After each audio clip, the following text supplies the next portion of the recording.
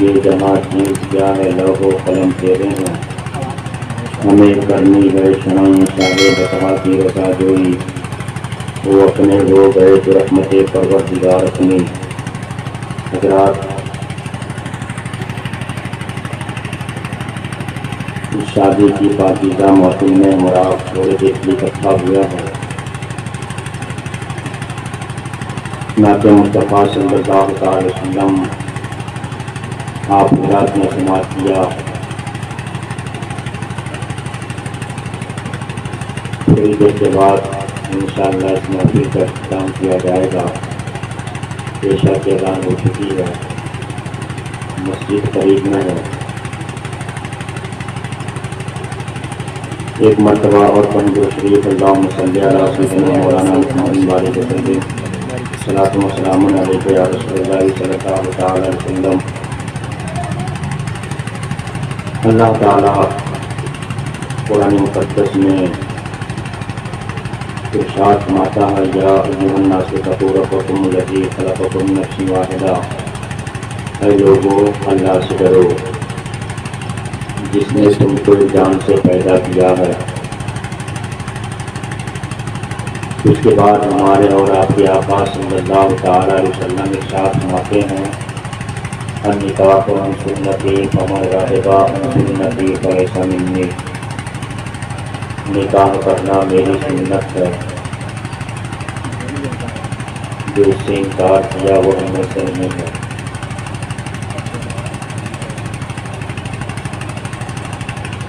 اللہ تعالیٰ کا احسان عظیم ہے، اس کی مہربانیاں ہیں۔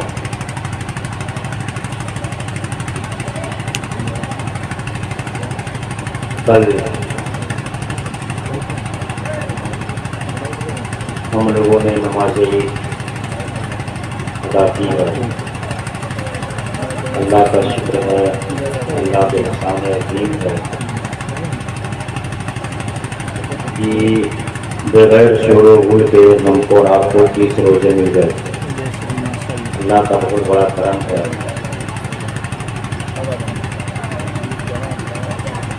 اور وہ دن، وہ لمحے، وہ وقت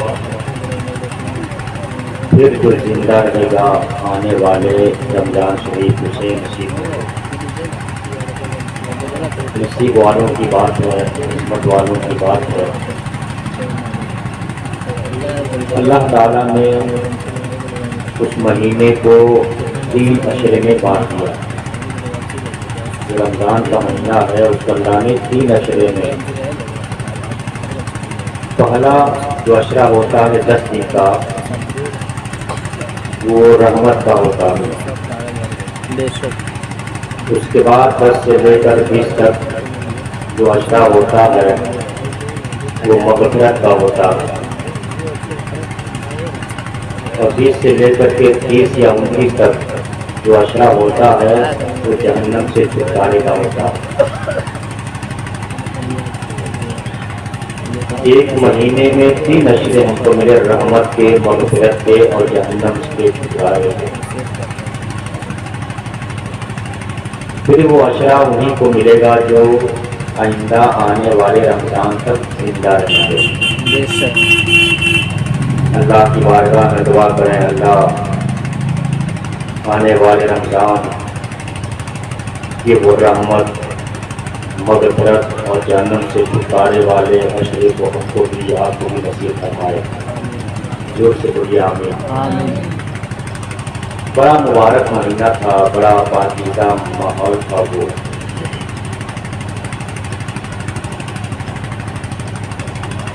آخری تراویح تک لوگ مسجدوں میں آ کر نماز پڑھتے رہے۔ کل ہی ہم نے اور آپ نے عید کی نماز پڑھی، اور آج سے آپ مسجدوں کے حالات دیکھیں۔ جو نمازی مسجد میں آ کر نماز پڑھتے تھے اب وہ دور ہو گئے، یا تو اپنے گھروں میں پڑھتے ہیں یا نہیں پڑھتے ہیں۔ لیکن جو جذبہ ہمارے دلوں کے اندر رمضان شریف کے مہینے میں عبادت کا تھا، اب وہ جذبہ ہمارے دلوں سے نکل گیا، وہ آرزوئیں وہ تمنائیں ہمارے دلوں سے نکل گئی۔ ہمیں چاہیے ہر امام ہر خطیب آپ کو رمضان شریف کے مہینے میں یہی بتاتا رہا کہ اے لوگو اے ایمان والو، جیسے آپ اس ماہ مبارک رمضان شریف میں اپنی یادوں کو اپنی عبادتیں اللہ کی بارگاہ میں پیش کر رہے ہیں، پیشانی جھکا رہے ہیں، تو اللہ کے بندو عید الفطر کے بعد بھی آپ ایسے ہی اللہ کی عبادت کرتے رہیں گے جیسے آپ رمضان شریف میں اللہ کی عبادت کرتے ہیں۔ اتنا پاکیزہ دن تھا وہ، اللہ کے رسول سرور کائنات صلی اللہ علیہ وسلم ارشاد فرماتے ہیں کہ رمضان شریف میں جو فرض نماز پڑھتا ہے ادا کرتا ہے، اللہ تعالیٰ اس کو 70 فرضوں کے برابر ثواب عطا کرتا ہے۔ سبحان اللہ سبحان اللہ۔ اور جو اس میں نفل نماز پڑھتا ہے رمضان شریف میں، اللہ تعالیٰ اس نفل کے بدلے میں فرض نماز کے برابر ثواب عطا کرتا ہے۔ اگر ہم نمازیں پڑھیں جیسے رمضان شریف میں پڑھتے تھے، ہم قرآن کی تلاوتیں کریں جیسے رمضان شریف میں کرتے تھے، ہم گناہوں سے بچتے رہیں جیسے ہم رمضان شریف میں گناہوں سے بچتے تھے، اچھا ہمارا ماحول ہمارا معاشرہ اور ہم یہ سمجھتے ہیں کہ صرف رمضان شریف میں گناہ نہیں کرنا چاہیے، اور اکثر مسلمان رمضان شریف میں گناہوں سے بچتے ہیں، لیکن جیسے عید کی نماز پڑھ لیتے ہیں، رمضان کا مہینہ ختم ہوتا ہے، وہی ہمارا چال وہی ہمارا ڈھنگ وہی ہمارا راستہ پھر شروع ہو جاتا ہے، یعنی ہم گناہوں میں ملوث ہو جاتے ہیں، پھر ہم گناہ کرنے لگتے ہیں، پھر ہم برائیوں میں پھنس جاتے ہیں، پھر ہم برائیوں میں پھنس جاتے ہیں، پھر ہم گناہوں کے کام میں لگ جاتے ہیں۔ اکثر آپ رمضان شریف میں کے مہینوں میں دیکھیں، اکثر ہمارے نوجوان بھائی جو روزے نہیں رکھتے تھے، بوڑھوں کو تو چھوڑ دیجیے، کسی وجہ سے کسی بیماری کی وجہ سے نہیں رکھتے ہوں گے، مگر نوجوان ہفتے کٹتے طاقتور لوگ اس مبارک مہینے میں روزہ نہیں رکھتے۔ کیا ہم مسلمان ہیں تو کیا ہم کو اللہ سے ڈر نہیں ہے؟ اللہ نے فرمایا اے ایمان والو اللہ سے، اے لوگو اللہ سے ڈرو، یا ایھا الناس اتقوا اللہ، اے لوگو اللہ سے ڈرو۔ کیا اللہ سے ڈرنے کا ہی مطلب ہے کہ ہم رمضان کے روزے چھوڑ دیں جو ہمارے اوپر فرض کیے گئے؟ رمضان شریف کے مہینے کے روزے ایمان والوں پر فرض کیے گئے، اور ہم سے پہلے بھی اگلے امتوں پر اللہ نے روزے فرض کیے تھے، یہ روزے فرض تھے ہمارے اوپر۔ اللہ سے ڈرنے کا مطلب یہ نہیں تھا ہم رمضان کے روزے چھوڑ دیں۔ ہمارے اور آپ کے نبی صلی اللہ علیہ وسلم ارشاد فرماتے ہیں، لوگوں جو رمضان شریف کا ایک روزہ جان بوجھ کر کے چھوڑے گا، جان بوجھ کر چھوڑ دے گا، روزہ نہیں رکھے گا، کل قیامت دن 9,00,000 برس جہنم کی آگ میں جلایا جائے گا۔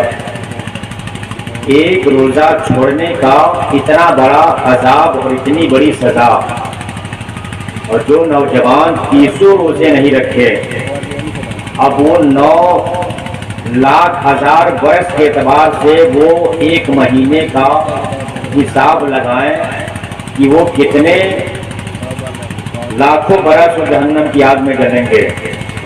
اور ہماری جسم کا عالم یہ ہے، ہمارے طاقت کا یہ عالم ہے کہ جہنم کی آگ تو بہت دور کی بات، اگر ہم دنیا کی آگ اپنے ہتھیلی پہ رکھیں تو ہماری ہتھیلی پر آگ رکھنا ہوگا کہ ہماری ہتھیلی جل جائے گی۔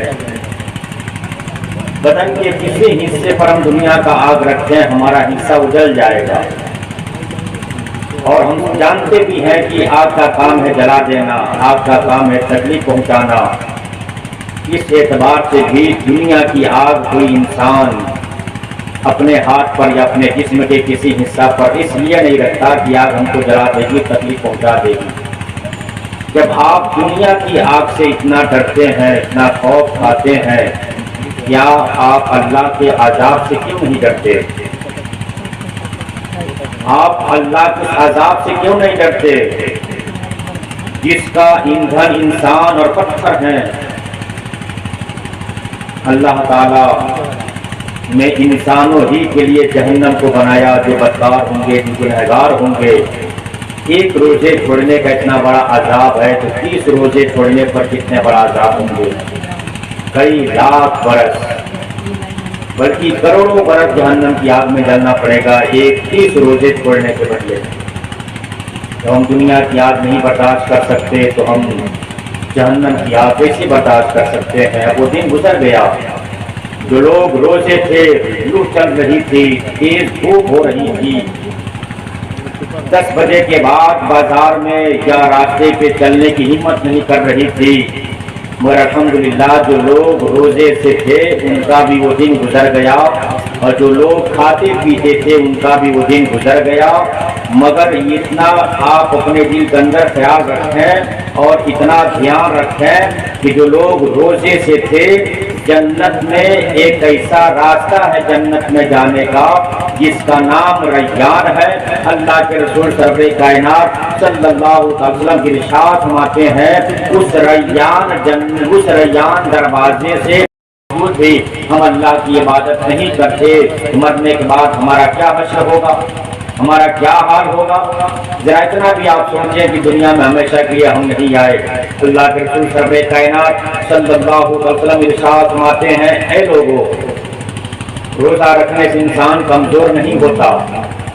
آج ہماری مائیں اور بہنیں کہتی ہیں بیٹا روزہ مت رکھو کمزور ہو جاؤ گے، بیٹا روزہ مت رکھو تمہارے اندر طاقت کم ہو جائے گی، تم لاغر ہو جاؤ گے، کمزور ہو جاؤ گے۔ ماں اور باپ کہتے ہیں بیٹے روزہ مت رکھو۔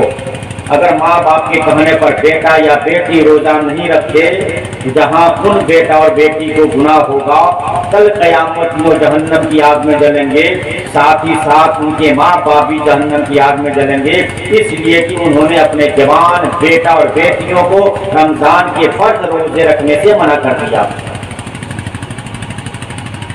ایسا نہیں ہے، ماں باپ بھی اس کے اندر قصوروار ہیں، ماں باپ کے اندر بھی غلطیاں ہیں۔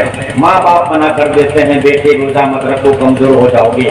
میرے نبی ارشاد فرماتے ہیں روزہ رکھنے سے کوئی کمزور نہیں ہوتا بلکہ اس کے اندر روحانی طاقت بڑھ جاتی ہے، سبحان اللہ سبحان اس اللہ۔ کے اندر روحانی قوت بڑھا دی جاتی ہے، کمزور انسان نہیں ہوتا، روحانی طاقت اس کے اندر بڑھا دی جاتی ہے، قوت بڑھا دی جاتی ہے۔ بہانہ کرتے ہیں کہ ہم بیمار ہیں، گیس ہم کو ہو جاتا ہے، بہت پریشان رہتے ہیں، اور جیسے عید کی نماز پڑھتے ہیں گیس ختم ہو جاتا ہے، بیماری ختم ہو جاتی ہے۔ کہاں چلی گئی وہ آپ کی بیماری جو اپنے جیب میں دوا لے کر کے گیس کی طرح کرتے تھے؟ عید کی نماز پڑھنے کے بعد وہ بیماری کہاں چلی گئی، وہ گیس کہاں چلا گیا؟ سب بہانہ ہم اپنے زندگی میں ہم آپ سے، ان سے، گھر والوں سے بہانہ کر سکتے ہیں، مگر کبھی آپ یہ بھی سوچ لیا کیجیے، غور کر لیا کیجیے، جس اللہ نے ہم کو اور آپ کو پیدا کیا ہے اس اللہ کے سامنے کوئی بہانہ نہیں چلے گا۔ قیامت کا وہ دن ہوگا، زبان بند ہوگی، ہمارا ہاتھ ہمارے خلاف گواہی دے گا، ہمارے پیر ہمارے خلاف گواہی دیں گے، ہماری آنکھیں ہمارے خلاف گواہی دیں گی، ہمارے کان، ہمارے ناک، ہمارے جسم کے رواں ہمارے خلاف گواہی دیں گے۔ جب اللہ پوچھے گا میرے بندے روزے کیوں نہیں تھے، تو آپ کہیے گا کہ گیس بن گیا تھا، میں بیمار تھا اس لیے روزہ نہیں رکھتا۔ اللہ عالم الغیب ہے، وہ آپ کے دل کی بات کو بھی جانتا ہے، اور جو آپ کے نس کے اندر خون دوڑتا ہے اس کو بھی اللہ جانتا ہے۔ آپ کتنے بیمار تھے، کتنا گیس آپ کو بنتا تھا، اللہ کو معلوم ہے۔ اللہ کے سامنے جھوٹ نہیں بول سکتے، اللہ کے سامنے آپ کوئی اپنی طرف سے بات نہیں کر سکتے، زبان خاموش ہوگی، جسم کا رواں ہمارے اور آپ کے خلاف گواہی دے گا۔ رات مرنا تو سب کو ہے، لیکن مرنے سے پہلے آپ اس کی تیاری کر لیں جہاں صبح قیامت تک ہم کو اور آپ کو رہنا ہے۔ صبح قیامت تک کہاں ہم کو اور آپ کو رہنا ہے؟ اس ایسی جگہ رہنا ہے جس کو ہم شمشان کہتے ہیں، جس کو ہم قبرستان کہتے ہیں، جس کو ہم اندھیری کوٹری کہتے ہیں۔ وہاں پر ہمارا باپ نہیں جائے گا، ہماری ماں نہیں جائے گی، ہمارا بھائی نہیں جائے گا، ہماری بہنیں نہیں جائیں گی، ہمارے بچے نہیں جائیں گے، کوئی رشتہ دار، کوئی عزیز و اقربا، کوئی دوست و احباب اس قبر کے اندر نہیں جائیں گے۔ اگر جائیں گے تو صرف ہم جائیں گے، ہم جائیں گے، آپ جائیں گے، ہمارے اعمال جائیں گے، اور ساتھ وہ تھوڑا سا کفن کا کپڑا جائے گا۔ وہ بھی اللہ جانتا ہے کہ کفن کا کپڑا بھی میسر ہوگا کہ نہیں ہوگا۔ ہماری موت کہاں آئے گی کچھ نہیں معلوم ہے۔ اگر چلتے چلتے جنگل میں موت آ گئی تو جنگل میں کفن کون پہنائے گا؟ چلتے چلتے جنگل میں موت آ گئی تو جنگل میں نماز جنازہ کون پڑھائے گا؟ کسی کو موت کے بارے میں پتا نہیں ہے۔ موت کہاں آ جائے گی، کفن بھی میسر ہوگا یا نہیں ہوگا۔ مر جانے کے بعد جسم کے ساتھ صرف اعمال جانے والے ہیں۔ اگر محلے میں ٹولے میں کہیں ہماری ایسی جگہ موت ہو گئی جہاں کچھ لوگ جانکار ہیں، وہ جاننے والے لوگ ہیں، تو لوگ خبر کر دیں گے، گھر والے آئیں گے، لاش اٹھا کر کے لے کے جائیں گے، اور اس جگہ پر ہماری ہم کو نہلایا جائے گا، کفن پہنایا جائے گا، اور جنازے کی نماز بھی ادا ہو جائے گی۔ مگر جنگلوں میں بیابانوں میں اگر موت ہو گئی تو ہمارا پرسان حال کون ہوگا؟ شیر کھا جائے گا، چیتا کھا جائے گا، جانور ہمارے جسم کو پھاڑ ڈالیں گے۔ مگر آپ سوچیں، آپ نے سوچا کبھی زندگی ہمیشہ کے لیے ہماری اور آپ کے لیے نہیں ہے، ایک نہ ایک دن ہم کو اور آپ کو مرنا ہے۔ اس لیے ہمیں چاہیے کہ ہم ہر وقت اللہ کی جانب لو لگائے رہیں اور اللہ کو خوش رکھنے کی کوشش کریں۔ شادی کی محفل ہے، شادی کی محفل ہے، خوشی کا وقت ہے۔ دو اجنبی دلوں کو اکٹھا کیا جائے گا، لڑکا کہیں اور کا ہوگا، لڑکی کہیں اور کی ہوگی، نکاح ہوگا، خطبہ پڑھا جائے گا، ایجاب و قبول کیا جائے گا۔ جب ایجاب و قبول ہو جائیں گے، لڑکا لڑکی ایک جگہ ہو جائیں گے، ایک جیسے ہو جائیں گے، یعنی وہ دلہن ہو جائے گی، اس کا شوہر ہو جائے گا۔ اب وہ کہاں کا یہ کہاں کا اکٹھا ہو گئے، لیکن خوشی کا وقت ہے وہ نکاح کا وقت۔ نکاح کے وقت میں لڑکا کے ماں باپ کو بھی خوشی ہوتی ہے، بھائی بہنوں کو بھی خوشی ہوتی ہے، دوستوں کو بھی خوشی ہوتی ہے، اور لڑکی کے ماں باپ کو بھی، اور اس کے عزیز و اقربا کو بھی خوشی ہوتی ہے۔ اللہ نے توفیق بخشی کہ ہم اپنے حق سے ادا ہو گئے، ہم نے اپنا حق ادا کر دیا، بیٹی کی شادی کر دی۔ مگر اس خوشی کے موقع پر اللہ ارشاد فرماتا ہے، اے میرے بندو اللہ سے ڈرو، یا ایھا الناس اتقوا اللہ۔ شادی کا موقع ہے، خوشی کا موقع ہے، ہر جہاں جانب خوشی ہی خوشی ہے، خوشی ہی خوشی ہے، شادمانی ہی شادمانی ہے، مسرت ہی مسرت ہے۔ خوشی کے موقع پر اللہ فرماتا ہے، اے لوگو اللہ سے ڈرو۔ اگر اس خوشی کے موقع پر اللہ فرماتا ہے کہ اے لوگو اللہ سے ڈرو، کیوں ڈرو؟ اللہ نے فرمایا کہ تم اس لیے ڈرو کہ تم کو اللہ نے ایک ہی جان سے پیدا کیا، ایک جان سے اللہ نے تمہیں پیدا کیا، اس لیے لوگوں اللہ سے ڈرو۔ مرنا ہے، مرنے کے بعد خدا کی بارگاہ میں حاضری دینی ہے، اور حاضری دینے کے بعد ہمارا اور آپ کا حساب ہوگا۔ جیسے ہمارے اعمال ہوں گے، اللہ تعالیٰ قیامت کی ویسے ہی ہمارے ساتھ سلوک کرے گا۔ قرآن شریف کے اندر لکھا فَيَعْمَلْ مِثْقَالَ ذَرَّةٍ خَيْرًا يَرَهُ، جو دنیا میں ذرہ برابر نیکی کرے گا۔ ذرہ سمجھتے ہو جب ذرہ برابر، جب ہوا چلتی ہے، گرد و غبار اڑتے ہیں، تو چھوٹے چھوٹے ذرے جو اڑتے ہیں اس کو ذرہ کہا جاتا ہے، جو بہت باریک ہوتے ہیں۔ کبھی آپ اس وقت دیکھیے گا جب آپ کا دروازہ بند ہوگا، ہوا چلتی ہوگی، اور جب آپ اپنا دروازہ کھولیے گا، رات کا وقت ہوگا، اور جب ذرے گرد و غبار اڑ کر کے آپ کے کمرے میں جائیں گے تو لائٹ کے اس بلب کی روشنی میں آپ کو چھوٹے چھوٹے ذرے چمکتے ہوئے نظر آتے ہیں۔ اللہ ارشاد فرماتا ہے قیامت، اللہ ارشاد فرماتا ہے قرآن شریف میں، یہ میرے بندو اگر تم ذرہ برابر نیکی کرو گے تو قیامت کے دن اس نیکی کو دیکھو گے، ذرہ برابر نیکی کو دیکھو گے قیامت کے دن۔ اس کے بعد اللہ فرماتا ہے وَمَن يَعْمَلْ مِثْقَالَ ذَرَّةٍ شَرًّا يَرَهُ، اللہ فرماتا ہے میرے بندو اگر تم ذرہ برابر گناہ کرو گے، ذرے کے برابر بھی گناہ کرو گے تو قیامت کے دن تم اپنے گناہوں کو دیکھو گے۔ ذرہ برابر نیکی بھی دیکھنا ہے، ذرہ برابر گناہوں کی بھی قیامت دن دیکھنا ہے۔ ہم چھپ کر کے گناہ کرتے ہیں، ہم رات کے سناٹے میں گناہ کرتے ہیں، ہم جانتے ہیں کوئی نہیں دیکھ رہا ہے، ہم جانتے ہیں ہم چھپ کر کے گناہ کرتے ہیں، رات کا اندھیرا ہے کوئی نہیں دیکھتا۔ اے گناہ کرنے والوں ذرا سوچو تو صحیح، ہم گناہ کرتے ہیں ہمارا باپ نہیں دیکھتا، ہم گناہ کرتے ہیں رات کے سناٹے میں ماں نہیں دیکھتی، ہم گناہ کرتے ہیں رات کے اندھیرے میں بھائی بہن ہمارے بیٹے بیٹیاں نہیں دیکھا کرتی ہیں، دوست و احباب نہیں دیکھا کرتے ہیں، مگر اے گناہ کرنے والوں رات کے اندھیرے میں اور رات کے سناٹے میں اور رات کی تاریکی میں گناہ کرنے والوں، تم کو کوئی دیکھے یا مت دیکھے اتنا ضرور خیال کر لینا کہ جس خدا نے تم کو پیدا کیا ہے وہ خدا رات کے اس سناٹے میں بھی تمہیں دیکھ رہا ہے، رات کے اندھیرے میں تمہیں دیکھ رہا ہے اور رات کی تاریکی میں بھی تمہیں دیکھ رہا ہے۔ اللہ کے لیے اندھیرا اور اجالا دونوں برابر ہیں۔ اللہ جیسے رات کے اندھیرے میں دیکھتا ہے ویسے ہی دن کے اجالے میں دیکھتا ہے، اللہ کے لیے دونوں برابر ہیں۔ ہم سمجھتے ہیں کہ ہم چھپ کر کے گناہ کرتے ہیں، رات کا سناٹا ہے، رات کا اندھیرا ہے، رات کی تاریکی ہے، کوئی نہیں دیکھتا ہے، ایسی کوئی بات نہیں ہے۔ کوئی دیکھے یا مت دیکھے ہمارا اور آپ کا پروردگار عالم ضرور دیکھ رہا ہے۔ سبحان اللہ۔ اور سنیں آپ، اللہ دیکھ رہا ہے، ساتھ ہی ساتھ ہمارے اور آپ کے کندھے پہ دو فرشتے ہیں، دو فرشتے ہیں ہمارے اور آپ کے کندھے پر۔ یہ فرشتے ہمارے ہر کام کو لکھتے ہیں۔ ہم رات کے سناٹے میں گناہ کرتے ہیں، کبھی آپ نے سوچا کہ ہمارے ساتھ وہ فرشتے ہیں؟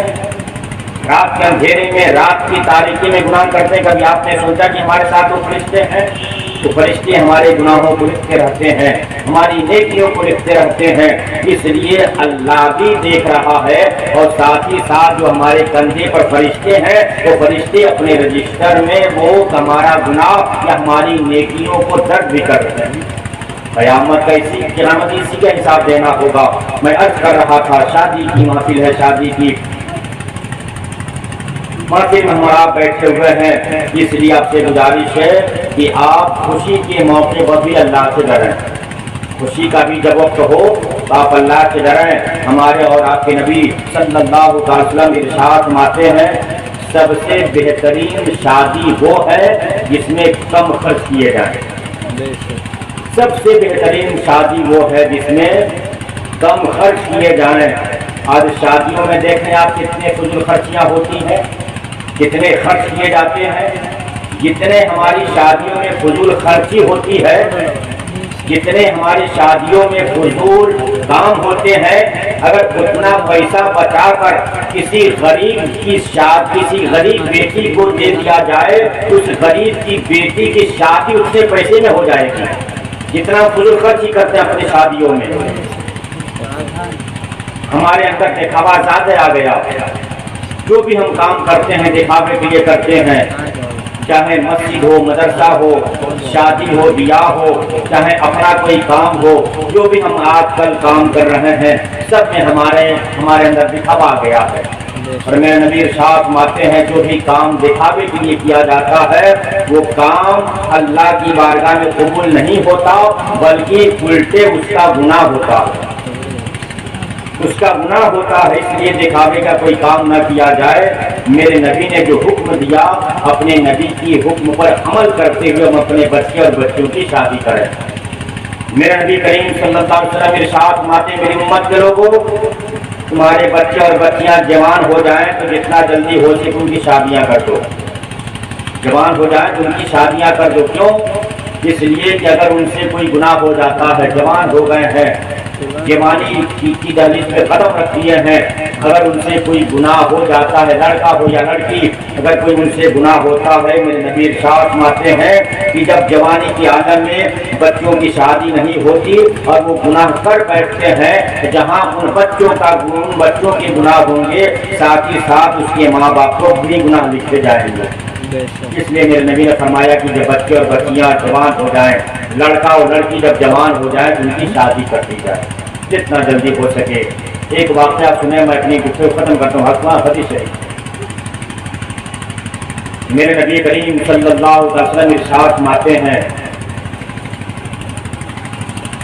جب دو اجنبی کو یعنی لڑکا کہیں کا لڑکی کہیں کی ہو اور جب ان دونوں کا آپس میں نکاح ہو جاتا ہے، ایجاب و قبول کر دیا جاتا ہے، نکاح کا خطبہ پڑھ دیا جاتا ہے اور لڑکی اجازت دیتی ہے اور لڑکا قبول کر لیتا ہے، اسی کو ایجاب و قبول کہتے ہیں۔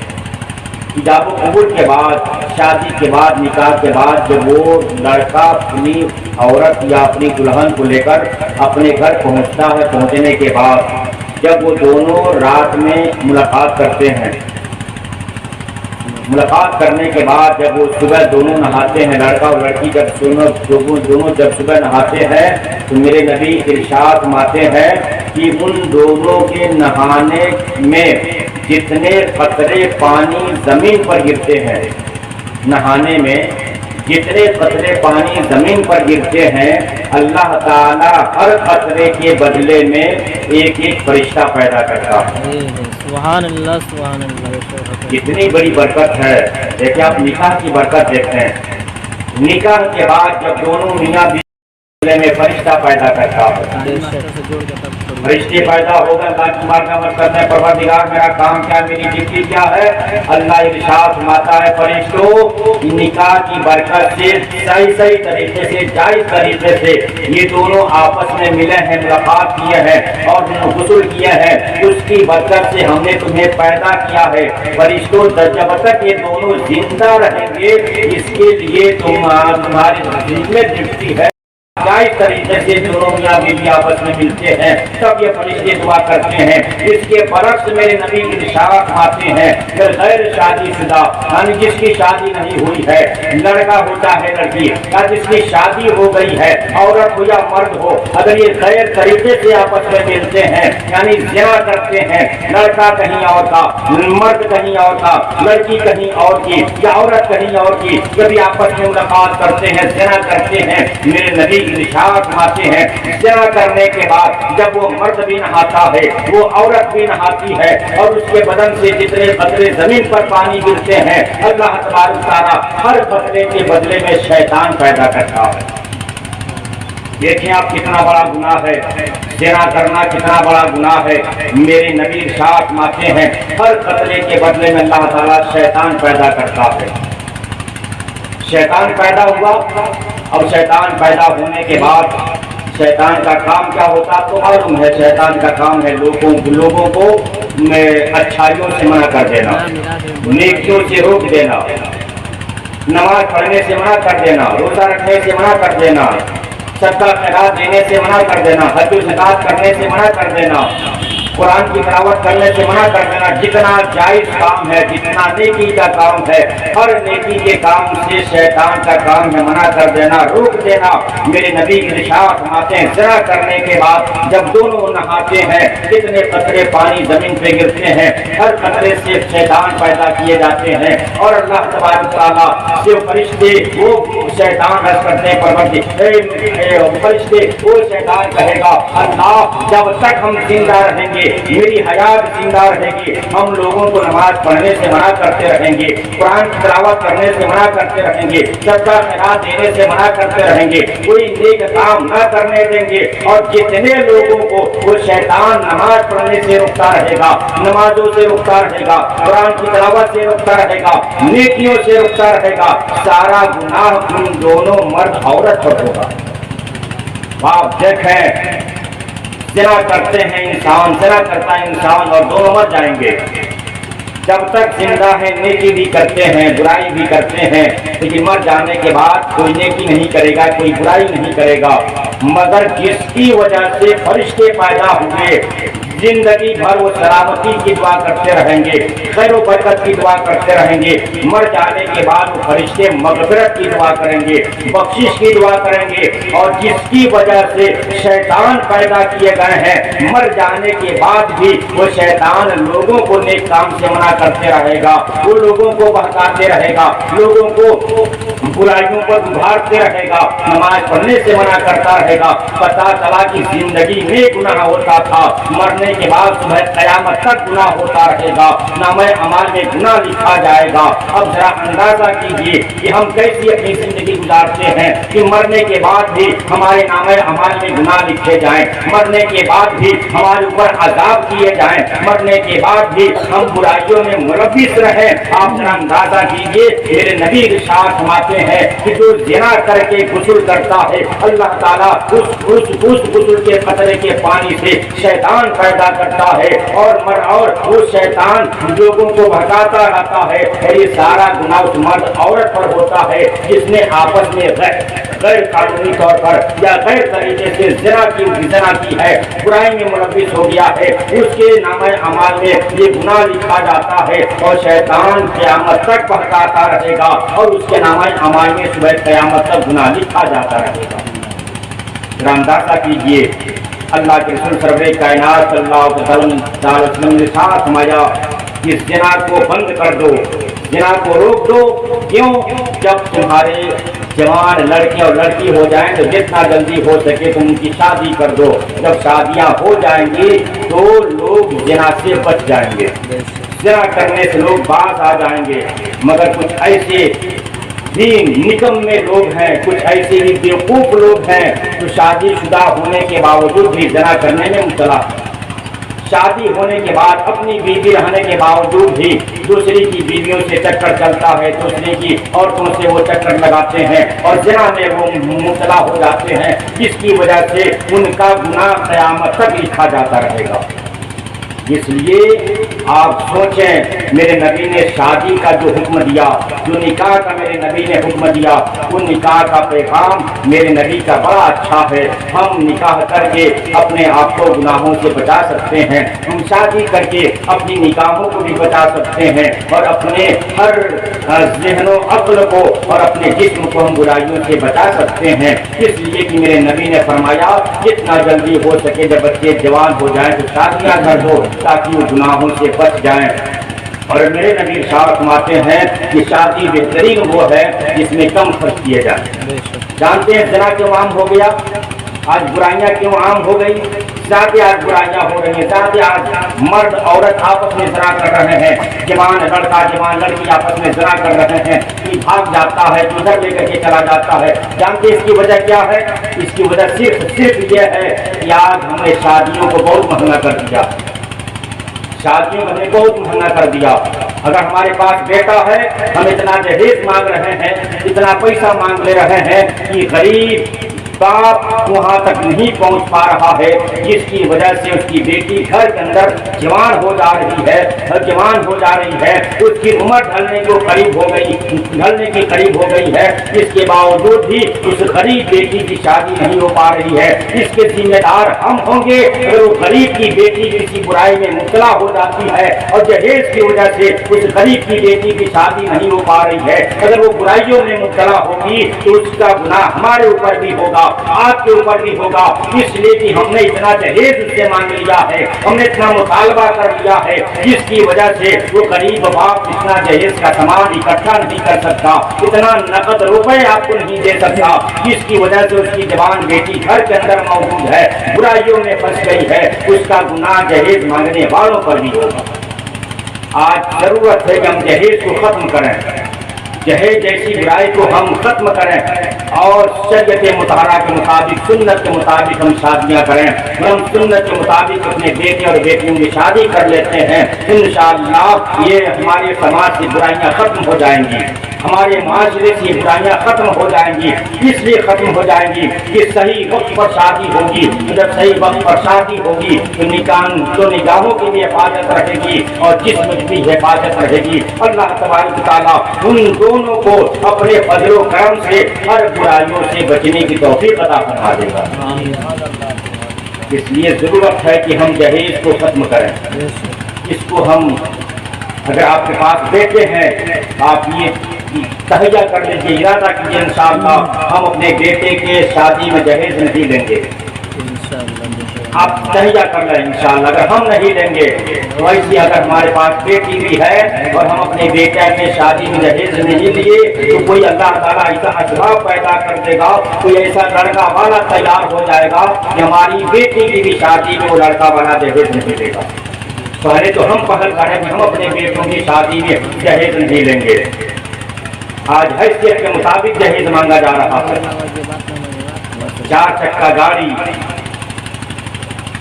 اگر ہائی فائی ہیں اور برات کا تو ماشاءاللہ کوئی بات ہی نہیں ہے. سماج دیکھا جاتا ہے برات میں, سماج اپنی حیثیت دیکھی جاتی ہے, لیکن سماج اس وقت نہیں چلا اور اپنی حیثیت اس وقت نہیں چلی کب, سال بھر پہلے کورونا میں سماج اس وقت نہیں چلا تھا. جب اس وقت بھی آپ کا سماج نہیں تھا, اس وقت بھی آپ کا سماج تھا, اس وقت بھی آپ کی حیثیت تھی. کورونا میں جو 2 سال لاک ڈاؤن لگانا اس میں بھی شادیاں ہوئی, بہت ساری شادیاں ہوئی. 20 سے 25 آدمی باراتی جاتے تھے, مشکل سے مشکل بہت زیادہ 20 سے 25 آدمی باراتی جاتے تھے. کیا اس وقت آپ کا سماج نہیں تھا؟ اس وقت آپ کی حیثیت نہیں تھی, لیکن آپ کے اندر ڈر تھا حکومت کا. این بات ہے بھائی, حکومت کا ڈر تھا کہ اگر زیادہ برات لے کے جائیں گے تو حکومت کی طرف سے لاٹھی پڑے گی, ڈنڈے پڑیں گے, ہم مار کھائیں گے. اس لیے حکومت کے ڈر سے آپ لاک ڈاؤن کے اندر بھی آپ نے جو شادیاں کی 20-25 آدمی لے کر آپ نے شادیاں کی. 20-25 آدمی وہی چوری سے جاتے تھے, کھلم کھلا نہیں جاتے تھے, راستہ بدل کر کے جاتے تھے. اس وقت کاش آپ اپنا سماج دیکھ لیے ہوتے, اس وقت آپ اپنی حیثیت دیکھ لیے ہوتے. 500 براتی لے کر کے جاتے لاک ڈاؤن میں, کون آپ کو منع کرتا؟ 250 براتی لے کر کے جاتے آپ لاک ڈاؤن میں, کون آپ کو منع کرتا؟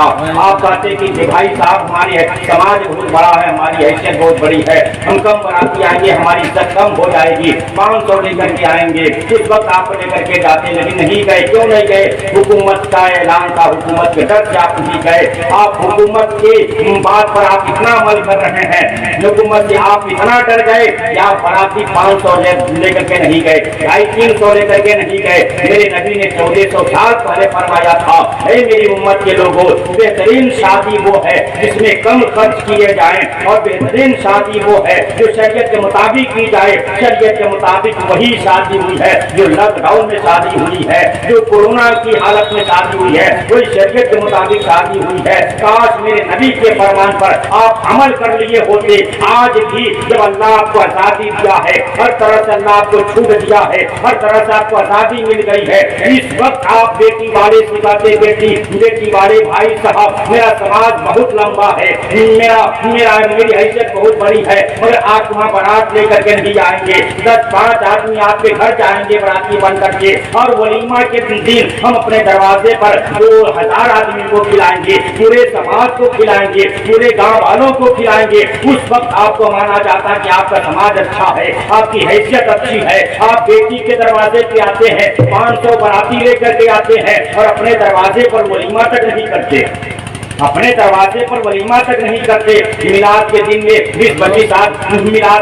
20-25 آدمی کو آپ نے کھلا دیا, ہو گیا, وہ ولیمہ بھی ہو گیا, گاؤں کو آپ نے کھلا دیا, اور بیٹی کے دروازے پر آپ 500 باراتی کو لے کر کے جا رہے ہیں. آپ کا وہ سماج ہے کیا؟ کیسا وہ سماج ہے جو شریعت پر عمل نہیں کرتا؟ آپ شریعت پر عمل نہیں کرتے ہیں. اس دن کو یاد کیجیے جب لاک ڈاؤن میں آپ 20-25 آدمی کو برات لے کر کے جاتے تھے. آپ لڑکی والوں سے کہیں گے, بھائی صاحب آپ کی عزت ہماری عزت ہے, ہم سمجھتے ہیں آپ کمزور ہیں, آپ کی بیٹی ہے, آپ نے بڑی ناز و نخرے کے ساتھ اس کی پرورش کی ہے, بڑی اچھے سے آپ نے اس کو کھلایا پلایا ہے, بڑی سلیقے سے اس کو آپ نے اپنے گھر کے اندر رکھا ہے. میرے بھائی صاحب ہم آپ کو پریشان ہونے نہیں دیں گے, آپ کو سود کے قرضہ لینے نہیں دیں گے, آپ کو زمین بیچنے نہیں دیں گے, آپ کو کسی سے ادھار لینے نہیں دیں گے. بھائی صاحب گھبرانے کی ضرورت نہیں ہے. ہمارے گھر سے 10-12 آدمی آپ کے دروازے پہ جائیں گے, مسجد मस्जिद में निकाह कर दीजिएगा, सुहारा बांट दीजिएगा, उसको लगा दीजिएगा, जो जाएंगे उनकी खिदमत कर दीजिएगा, खाना नाश्ता पानी करा दीजिएगा, अपनी बेटी को रुखसत कर दीजिएगा, हम अपने दरवाजे और अपने समाज को खिला लेंगे। उस वक्त हम आपको समझते कि आपका समाज बड़ा है, आपका समाजी बहुत बड़े हैं, आपकी हैसियत बहुत बड़ी है। आप बेटी वाले को अपनी हैसियत दिखाते हैं और बेटी वाले को अपना समाज दिखाते हैं। अपने दरवाजे पर भी जरा 500 लोगों को बुला के खिला करके जरा अपना समाज बना लीजिए, अपनी हैसियत बना लीजिए, तब तो कहा जाएगा कि आप समाज वाले हैं, हैसियत वाले हैं। मैं अर्ज कर रहा था, लोगों, दुनिया फानी है, खत्म होने वाली है।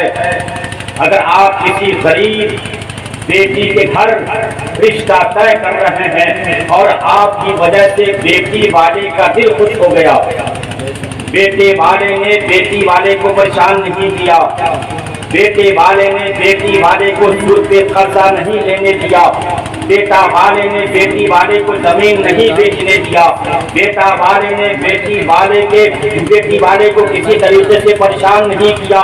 जब बेटी वाले का दिल खुश होगा तो बेटी वाले का दिल बाद में खुश होगा। सबसे पहले मेरे नबी का दिल खुश होगा कि देखो ये मेरा उम्मती है, मेरा चाहने वाला है। एक गरीब उम्मती की बेटी से अपने बेटा का रिश्ता कर रहा है और जमीन बेचने नहीं दिया, सूद पे कर्जा लेने नहीं दिया और अपनी हैसियत के मुताबिक उसके घर भी गया, वो भी इज्जत कर दिया। बेटी वाला भी खुश हो गया, बेटा वाला भी खुश हो गया, मदीने वाला भी खुश हो गया। आज हमारी शादियों में शादी के बाद गड़बड़ी कैसे होती है? जब लड़की जाती है, जिसका बाप 2 लाख 2.5 लाख 3 लाख रुपया नकद देता है, ऊपर से गाड़ी देता है, जब वो लड़की ससुराल पहुंचती है तो अपने ससुराल वालों का रूप दाब नहीं समझती, कुछ सुनते ही नहीं है। बाद में लोग शिकायत करते हैं कि बेटी को माँ बाप ने कुछ सिखाया नहीं है। अरे बेटी को तो माँ बाप ने बहुत कुछ सिखाया है, तुमने बेटी वाले से पहले ही ले लिया है तो बेटी क्या करेगी, बेटी वाला क्या करेगा? बेटी के माँ बाप तो बहुत कुछ सिखाया था उसको, मगर तुमने उसके माँ बाप को ऐसा दबा दिया, ऐसा मजबूर कर दिया। जब वो बेटी तेरे घर में आकर के क्या करेगी? मन जानती है कि भीख मांगने वाले लोग हैं, जहेज मांगना क्या है, भीख मांगना है। एक दूसरे से हम दूसरे के सामने हाथ फैलाते हैं, दूसरे के सामने दामन फैलाते हैं, भाई साहब इतना दीजिएगा इतना दीजिएगा। मांगता वही है जिसके पास कुछ नहीं रहता, जो भिखारी होता। मांगता तो वही है, कुछ नहीं रहता। मत मांगिए अपने बेटों की शादी, अपने बेटों की शादियों में मत मांगिए, बेटी वाले को मजबूर मत कीजिए। मांगिएगा आप, अच्छा बाप भी बड़ा होशियार होता है, बेटा का बाप होता बड़ा होशियार होता है, मालिक मैं नहीं हूँ। इसके फूफा है, लड़का के मामू है, उसके खालू है, वो मालिक है। पैदा किया है ये मालिक है, वो पैदा किया मालिक हो गया, खालू मामू फूफा ये मालिक हो गए। वाह रे वाह, बाप भी ऐसा ही हो, पैदा करे दूसरे को मालिक बना दे। सुने आप गौर से, मानते हैं ना? हदीस सुने, अल्लाह के रसूल कायनात सल्लल्लाहु अलैहि वसल्लम इरशाद फरमाते हैं, अर्राशी वल मुर्तशी किलाहुमा नार। रिश्वत लेने वाला और रिश्वत देने वाला दोनों जहन्नमी है। अर्राशी वल मुर्तशी किलाहुमा नार, मेरे नबी का फरमान है, हदीस है। आका फरमाते हैं रिश्वत लेने वाला रिश्वत देने वाला दोनों जहन्नमी है। बेटी वाले का मजबूर करेंगे, बेटी वाला सूद पर कर्जा लेता है।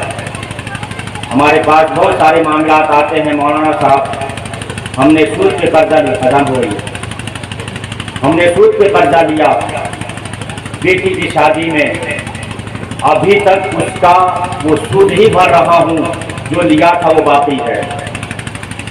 किसकी वजह से लिया था? बेटे वाले की वजह से लिया था। बेटे वाले ने उसको मजबूर किया था, बेटा वाला ने मांगा था, मजबूर किया था बेटा वाले ने। भाई साहब हमने जमीन बेच दी बेटी की शादी में, जिस जमीन पर घर बनाना था आज हम भाड़े पे रह रहे हैं, उस जमीन को हमने बेटी की शादी में बेच दी। ابھی تک میرے پاس اتنا پیسہ نہیں ہو پایا کہ میں اپنی بیٹی کی میں زمین خرید سکوں. سود ابھی تک میرے اوپر، سود کا پیسہ میرے اوپر ابھی تک باقی ہے، اس کو بھر نہیں سکا. جو باپ کی آنکھوں میں آنسو آتے ہیں، جس ماں کی آنکھوں میں آنسو آتے ہیں، جس لڑکی کو تم دلہن بنا کر کے اپنے گھر لے کے گئے، جب وہ لڑکی اپنے ماں باپ کی مجبوریاں دیکھتی ہے، پریشانیاں دیکھتی ہے، جب وہ لڑکی اپنے ماں باپ کی پریشانیوں کو دیکھ کر کے آنسو بہاتی ہے، روتی ہے، اور جب اس کے دل سے آگ نکلے گی تو کس کے اوپر لگے گا؟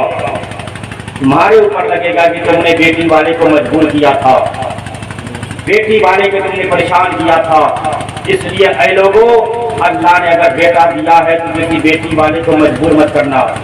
اللہ نے اگر تمہیں بیٹا دیا ہے تو کسی بیٹی والے کو پریشان مت ہونے دینا. بیٹی والا پریشان ہوگا، بیٹی والے کے دل پر چوٹ لگے گی، میرے نبی کے دل پر چوٹ لگے گی. بیٹی والا اپنے دل سے آہ نکالے گا اور وہ آہ عرش اعظم سے جا کر کے ٹکرائے گا. میرے مصطفیٰ کو درد ہوگا، خدا کو تکلیف پہنچے گی. اس لیے لوگوں، بیٹیوں بیٹی والوں کو پریشان نہ کیا جائے. جہیز کے معاملے میں بیٹی والے کو مانگ کر کے پریشان نہ کیا جائے. اللہ کسی کے دینے سے گھر نہیں بھر دیتا، مانگنے سے اللہ گھر نہیں بھر دیتا. 2.5 لاکھ 3 لاکھ روپیہ کب تک آپ کھائیں گے؟ ایک گاڑی کب تک آپ چلائیں گے؟ زندگی بھر گاڑی نہیں چلے گی. تو 2.5 لاکھ روپیہ آپ زندگی بھر نہیں کھائیے گا، مگر زندگی بھر آپ کے اوپر داغ لگ گیا کہ انہوں نے اتنا روپیہ نقد مانگا تھا اور گاڑی انہوں نے مانگی. مانگتا ہے باپ، مانگتا ہے خالو، مانگتا ہے ماموں، مانگتا ہے پھوپھا، لیکن عیش کون کرتا ہے؟ آرام کون کرتا ہے؟ گھر والے. لڑکا لڑکی بھائی بہن یہی آرام کرتے ہیں. مانگتا کون ہے؟ دوسرے لوگ مانگتے ہیں. قیامت میں اللہ تعالیٰ پوچھے گا تم نے مانگا کیوں؟ تم نے مانگا کیوں؟ بیٹی والے کو مجبور کیوں کیا؟